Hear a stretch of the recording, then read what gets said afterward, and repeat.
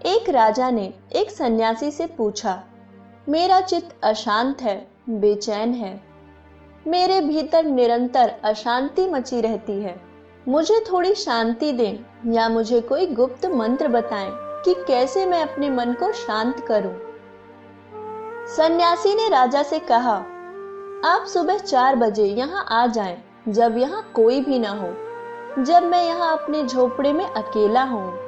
और याद रहे, अपने अशांत चित्त को अपने साथ ले आएं, उसे घर पर ही न छोड़ाएं। राजा घबरा गया। उसने सोचा कि यह आदमी पागल है।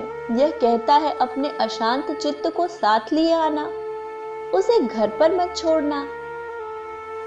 राजा घर गया, लेकिन पहले से भी ज्यादा अशांत होकर। उसने सोचा था कि यह आदमी संत है, ऋषि है, कोई मंत्र तंत्र बता देगा, लेकिन यह जो कह रहा है वह तो बिल्कुल बेकार की बात है।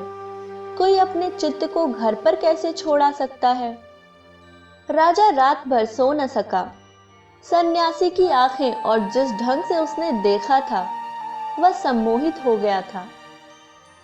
सारी रात उसे नींद नहीं आई और 4 बजे सुबह वह तैयार था।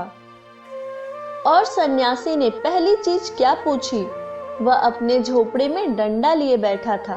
उसने कहा, अच्छा तो आ गए, तुम्हारा अशांत मन कहाँ है?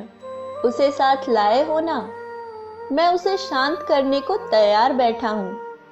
राजा ने कहा, लेकिन यह कोई वस्तु नहीं है, मैं आपको दिखा नहीं सकता हूँ। मैं इसे अपने हाथ में नहीं ले सकता, यह मेरे भीतर है। सन्यासी ने कहा, बहुत अच्छा, अपनी आंखें बंद करो और खोजने की चेष्टा करो कि चित्त कहाँ है। और जैसे ही तुम उसे पकड़ लो, आंखें खोलना और मुझे बताना, मैं उसे शांत कर दूंगा। उस एकांत में और इस पागल व्यक्ति के साथ राजा ने आंखें बंद कर ली। उसने चेष्टा की, बहुत चेष्टा की, और वह बहुत भयभीत भी था, क्योंकि सन्यासी अपना डंडा लिए बैठा था, किसी भी क्षण चोट कर सकता था। राजा भीतर खोजने की कोशिश कर रहा था। उसने सब जगह खोजा, प्राणों के कोने कातर में झांका, खूब खोजा कि कहाँ है वह मन जो इतना अशांत है। और जितना ही उसने देखा, उतना ही उसे ज्ञान हुआ कि अशांति तो विलीन हो गई। उसने जितना ही खोजा, उतना ही मन नहीं था, छाया की तरह मन खो गया था। 2 घंटे गुजर गए। उसका चेहरा शांत हो गया, वह बुद्ध की प्रतिमा जैसा हो गया।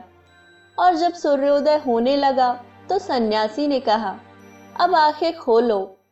अब क्या तुम बता सकते हो कि चित्त कहाँ है?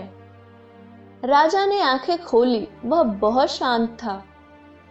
उसने सन्यासी के चरणों पर अपना सिर रख दिया और कहा, आपने उसे शांत कर दिया। तुम भी जब चिंता अनुभव करो, बहुत चिंताग्रस्त हो, तब इस विधि का प्रयोग करो। इसके लिए क्या करना होगा? तुम्हें चिंता घेरती है, तब तुम क्या करते हो? तुम उसका हल ढूंढते हो, तुम उसके उपाय ढूंढते हो, लेकिन ऐसा करके तुम और भी चिंताग्रस्त हो जाते हो। तुम उपद्रव को बढ़ा लेते हो, क्योंकि विचार से चिंता का समाधान नहीं हो सकता है। विचार के द्वारा उसका विसर्जन नहीं हो सकता है। कारण यह है कि विचार खुद एक तरह की चिंता है। यह विधि कहती है कि चिंता के साथ कुछ मत करो, सिर्फ सजग हो जाओ।